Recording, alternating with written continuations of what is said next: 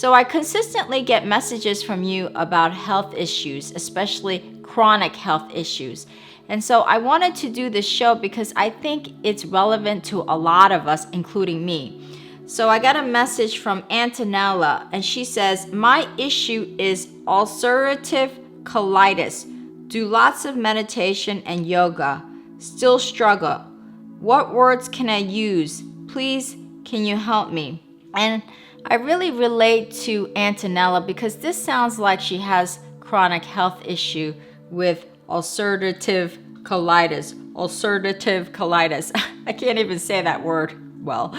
But anyway, I believe this is a chronic issue that she has. And I understand about chronic health issues because I go through it myself. And so in my early 30s, I started to see symptoms of eczema and rash around my body. And then in my late 30s, I started to feel massive, like real pain in my stomach, like horrible, horrible pains. And then in my early 40s, I started to have the, not just the rash, the stomach pains, but I started to feel terrible arthritis throughout my body. And so this obviously is a chronic issue because it's been over like 10 years, right? So I get what Antonella is going through. And for all of you, those out there who have chronic health issues, I understand. And so this is why I really wanted to do this show, because with chronic issues, you can't just pop a pill, and then think you're going to heal. Because usually when a doctor prescribes some kind of drug or pill, it's usually to alleviate the symptoms, not to alleviate the root cause. Now, there's a physiological root cause of our chronic issue, but I always say that the root cause is really information in our souls. I believe that when we fix our souls, when we release trauma information from our souls, that is when we can truly heal physiologically, and not just our health, but everything in our life, whether it's money, whether it's relationships, whether it's career, business. So health is just one of the main categories that we can heal, but we really have to heal in our soul level. And I understand that Antonella is trying to do that with meditation and yoga.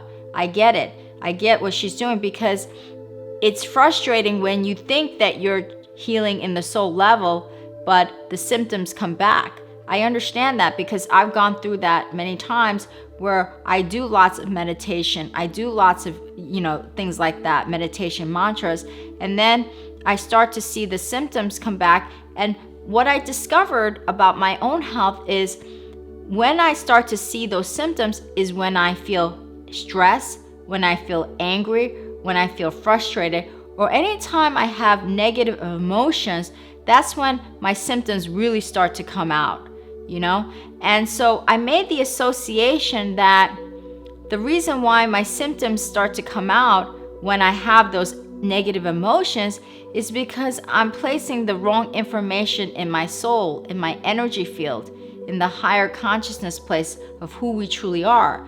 Because in order to really heal physiologically, we have to heal our soul. So anytime that we have stress, anger, frustration, any of these negative emotions is really, placing more negative information in our spirit, in our soul, and that's informing every cell in our body. And that's why it's very hard to heal from that space.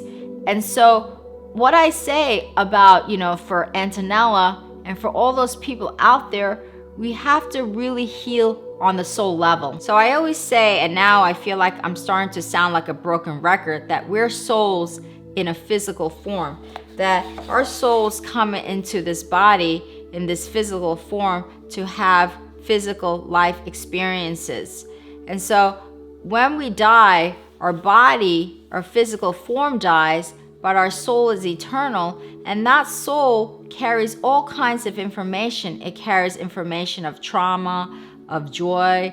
It has all kinds of information that it carries on, that lives on forever. So the soul can go into another body and it's carrying that information. So what we really are is we're souls, and we really have to heal at the soul level.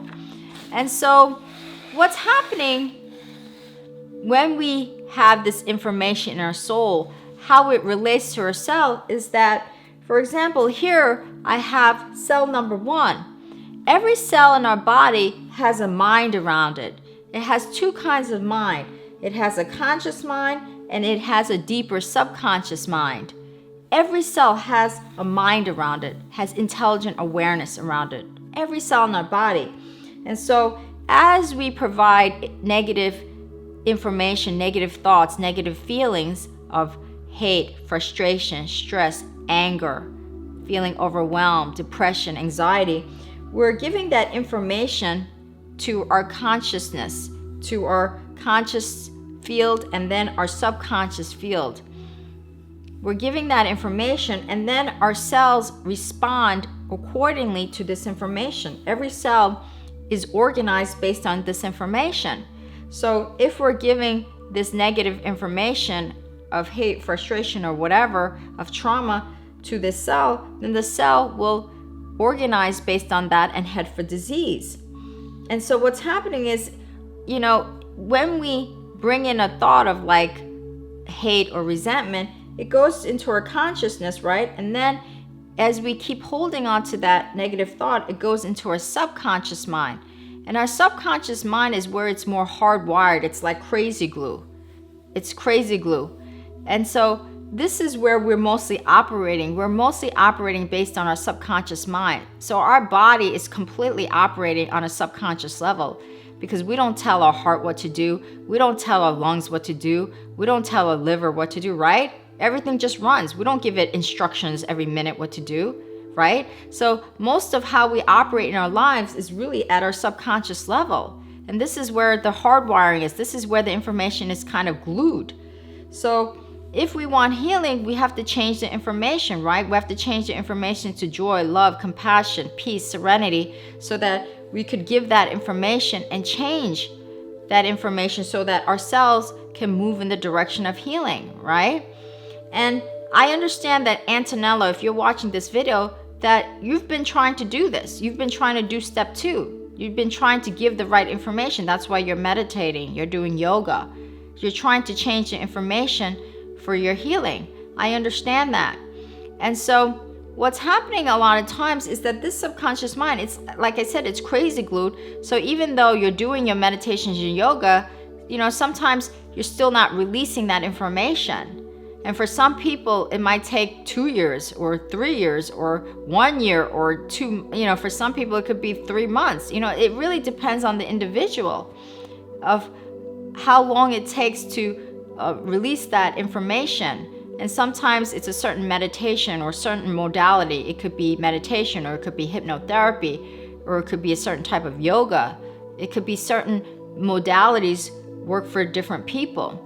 And so perhaps the modalities that you're using is not the best modality, or perhaps you need to be more patient. I understand it. And in the shaman tradition, they say that this information is imprinted in our luminous energy field around our bodies. So if we look at this chart, there's a field that surrounds our bodies, and they call this the luminous energy field. That's what they call it. And this luminous energy field, according to the shamans, has different layers of information.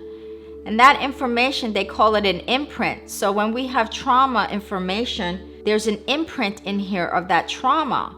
And so what the shamans are saying is that information is communicating with all of our chakras, our main chakras.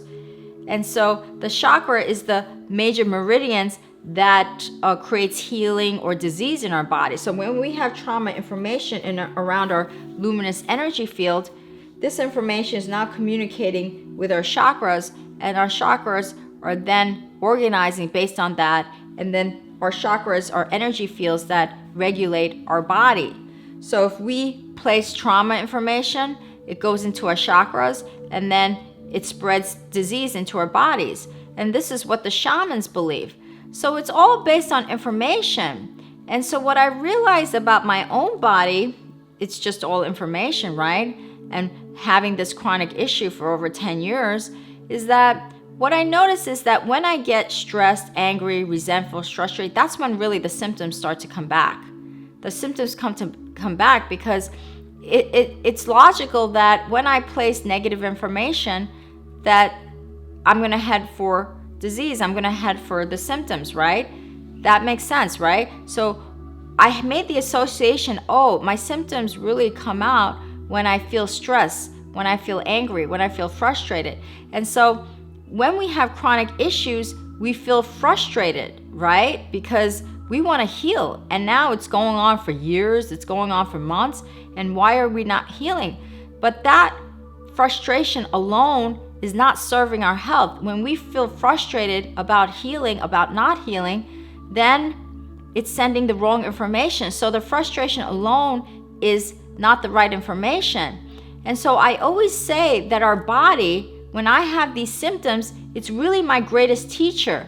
My body is really my greatest teacher, because my body is telling me stop. When I have symptoms of rash, eczema, or arthritis, or stomach pains, my body is what is really telling me, because my body really loves me unconditionally.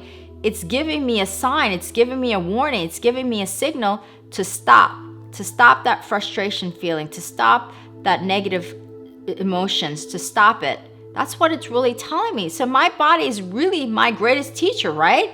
Because if your body didn't love you so much, it wouldn't give you the warning sign. That's what it's doing. It's giving you a huge sign that says stop. And so I understand where Antonella's challenge is, because I know you've been doing meditations, you've been yoga, and you're trying to find the right words to heal, right? Because you feel that perhaps in your meditation, you don't really have the right words to heal your body, that something is not connecting. And therefore, even though you're doing meditation and yoga, I understand that. But the first thing that I think that we have to be aware of is that frustration that we have, because that frustration is not serving our body for healing. So I was at the self-development workshop, and there was this exercise that was so valuable and useful for me. And I never forget this exercise, and I took this exercise to another level. And so what you want to do in choosing your words to really resonate with your body, right, for the healing, is to, on a piece of paper, write down any type of word that remotely resonates with you. Any type of word. It could be 10 words, it could be 20 words, it could be 30 words. The number of words doesn't matter. Just write it down. Don't think too hard about the words. Just write down any words that you feel resonate with you in some way. And so these are a set of words that really resonated with me in some way. And I think I have more, but for this purposes, I just placed these words. So then after you make a list of words, what you're going to do is you're going to take a piece of pen and you're going to circle the words that really resonate with you. I mean, like that truly resonate with you. Maybe it's 5 words, 6 words, 7 words, 8 words. You know, try to make it under 6 if possible. That really resonate with you. So for example, the words that really resonate with me is God. I'm circling that. Energy.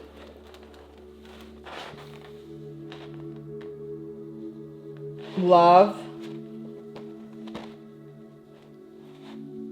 Truth really resonates with me. So these are some of the words that really resonate with me, like that really stand out for me. And so then after you do that, you circle the words, then you form sentences with these words. So for example, I formed a sentence, I am pure positive energy of God and love, so all good comes to me. I am pure positive energy of God and love, so all good comes to me. So I'm using energy, I'm using God, I'm using love. Here's my truth is abundance in health, money, and relationships. That's another sentence that I formed. I believe in the good of this universe, so I am always taken care of. I believe in the good of this universe, so I'm always taken care of. And so, based on these words, I formulated the sentences that now start to resonate with me. So it's not about really following somebody else's sentence, but really figuring out the words that resonate with you and then forming the mantra sentences that you could repeat during your meditations or throughout the days. You know what I'm saying? And obviously, this list is going to be different for every single individual. So for Antonella, whatever words that really resonate with you, then form the sentences and repeat those sentences over and over again. Maybe during your meditation, you could do it during the walks, or you could do it, while you're doing the dishes, because you're really trying to find words that really resonate with you. And so I understand where your challenge is coming from, because you're really trying to find the words that could shift that information, in your energy field, so you could really start the healing.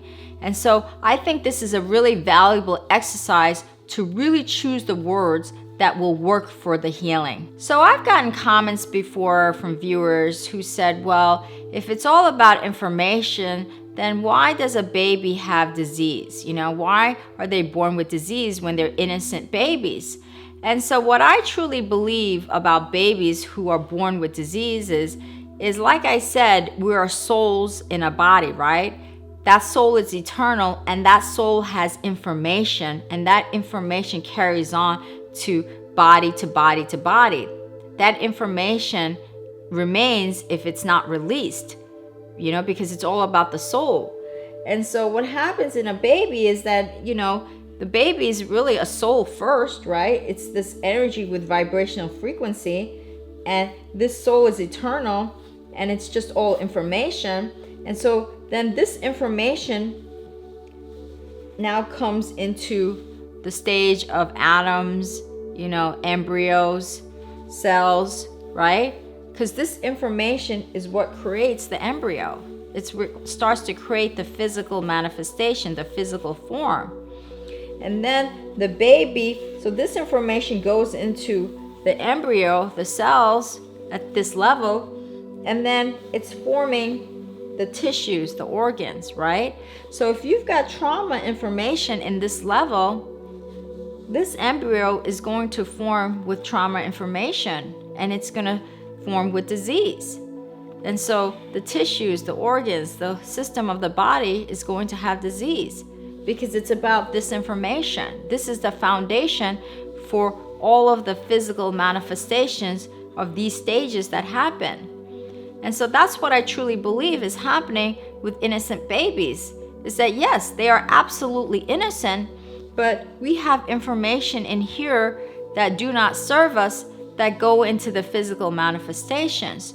So our body, when we have, any type of disease or symptoms or pain and suffering in our body is really our greatest teacher in letting us know that you have to shift the information, that we have to release the information that do not serve us and bring in new information that creates the healing. So your body is really your greatest teacher, and we have to start thanking our body rather than being frustrated about our body. And I know that this can be challenging, so it takes patience, and it also takes trying different modalities. So please do not give up on the process. It's a journey. It's about the journey and not the destination. And if you have a story that you could share about your chronic illness and how you healed it with any of these energy modalities, please let us know, because your comments, feedback, and experiences really help me and my community at large. And if you like this video, please make sure to share it and subscribe to my channel. And if you want to visit all of my spiritual and holistic living tips, just go to my website at yinandyangliving.com. 고맙습니다.